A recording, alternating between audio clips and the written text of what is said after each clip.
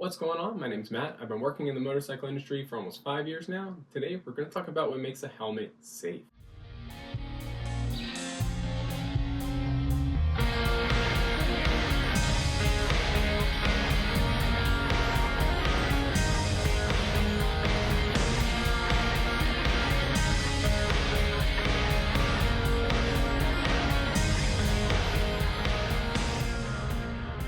So the number one thing that really is going to make a helmet safe is the fitment and how well the internal shape of that helmet matches your personal head shape. But we're going to revisit that a little bit later in this video and break down the helmet in terms of functionality, in terms of your lines of defense when you actually get in a wreck. So the goal of the helmet is to manage energy without concentrating it too much into one spot or transferring it to you too fast, right? Those are the ways you get hurt. That's why we cover corners of tables when there's toddlers around, because intuitively we know that if too much force goes into one spot, that's how you get injured. If too much velocity changes too quickly, it's also how you get injured.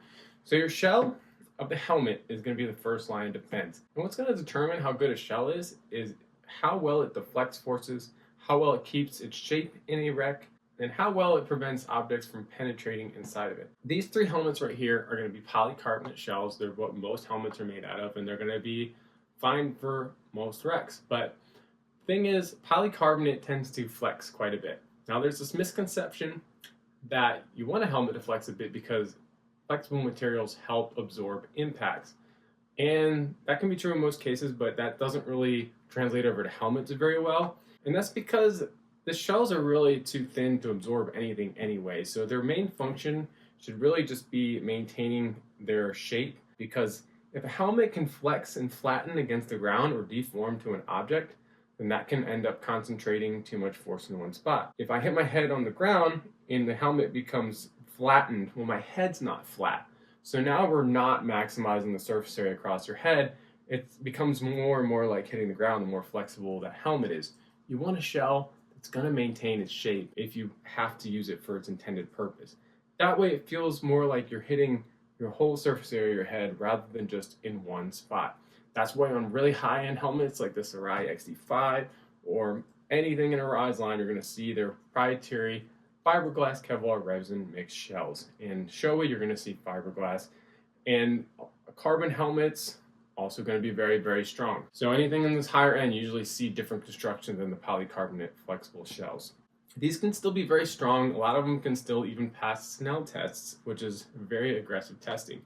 So it doesn't instantly mean that a polycarbonate shell is bad, but that's why you'll see stronger helmets with a lot more integrity in the shell when you get up to those higher end helmets. It's gonna not form to objects that it hits, and it's gonna allow the EPS liner to do its job more effectively. The other thing is the shape of the shell.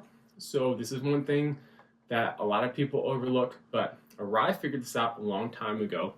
You basically want a shell that's going to be round if you want the safest shape. I don't mean the inside shape, I mean the outside.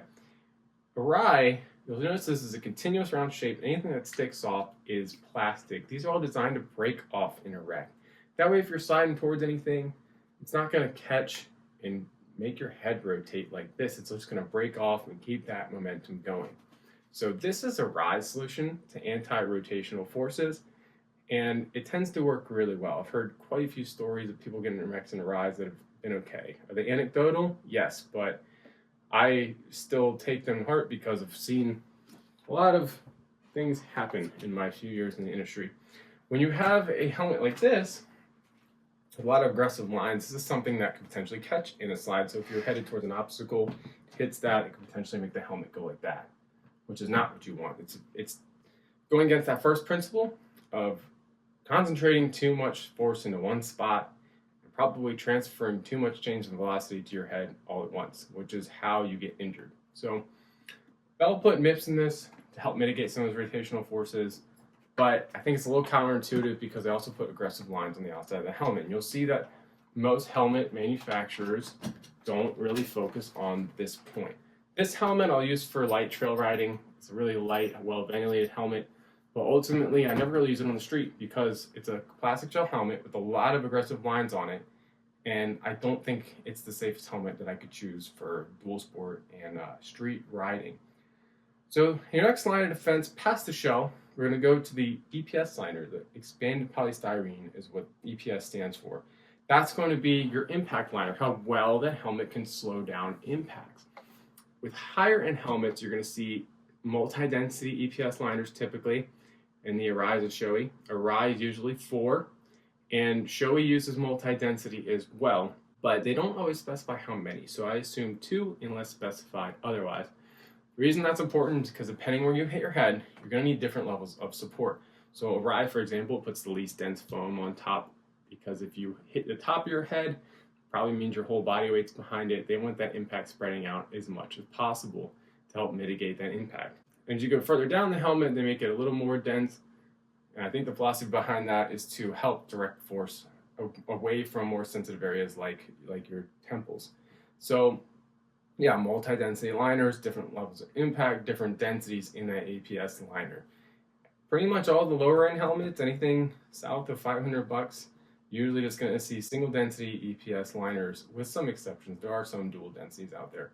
But what that means is no matter where you hit your head, you're getting the same density, you're getting the same level of protection, and it's not really engineered to maximize how it's going to manage those forces. The other thing I want to add real quick too is that most helmets just use a basic cheek pad like this, and this is basically just cheap comfort foam to help hold the helmet in place, and then they'll have a thin layer of plastic behind it, and then you'll have your EPS liner behind that. Arai uses a EPS cheek pad altogether, so basically you have different levels of foam, comfort foam, more dense foam, and then your EPS liner. And what this means is this cheek pad is going to take a little bit longer to break in, but it's going to hold your face a little bit better. And if you do get in a wreck, that EPS liner is going to be able to act faster. There's going to be less delay to it. Also, when these are breaking in, they're going to form to the shape of your jaw and your cheek. So what that means is that a cheek pad like this is probably going to do a better job of spreading that impact out across your jaw, rather than going through a cheaper foam into a layer of plastic into an EPS liner. You're basically going to be hitting the side of a EPS liner that's already preformed to your jaw and your face through break-in. I think a cheek pad like this is going to do quite a bit better, and that's another reason that I tend to go with the Arai myself. Now I want to talk about the last thing, which is fitment. How well your head matches the internal shape of a helmet is going to determine how well this whole system works.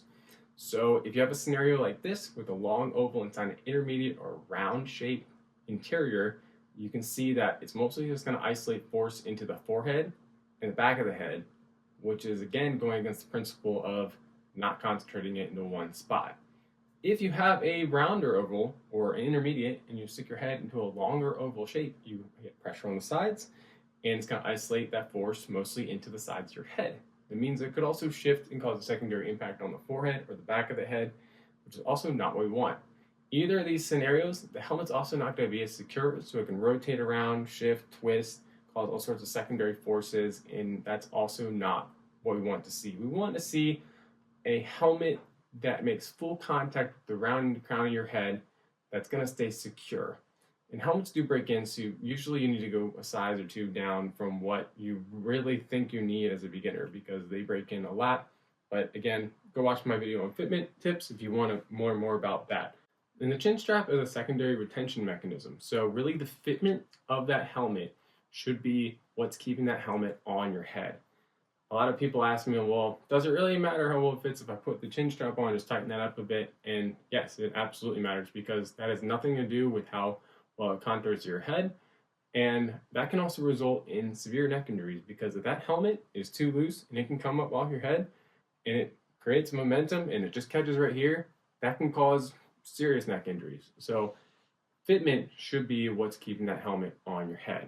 So you have the shell spreading impact out, deflecting forces, hopefully not catching on anything. That's why Arai makes a rounded shell on the outside.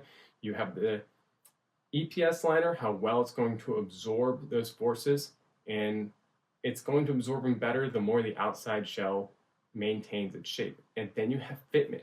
How is this force going to transfer to your head? Because the worse the mismatch of your head and the interior of that helmet, the harder that impact and the worse that injury is likely going to be. So this is what makes a helmet safe. A couple bonus tips for you. MIPS, I am not against anti-rotational force technology, but I don't like seeing that MIPS helmets almost always have these aggressive lines and they round out the inside of the helmets.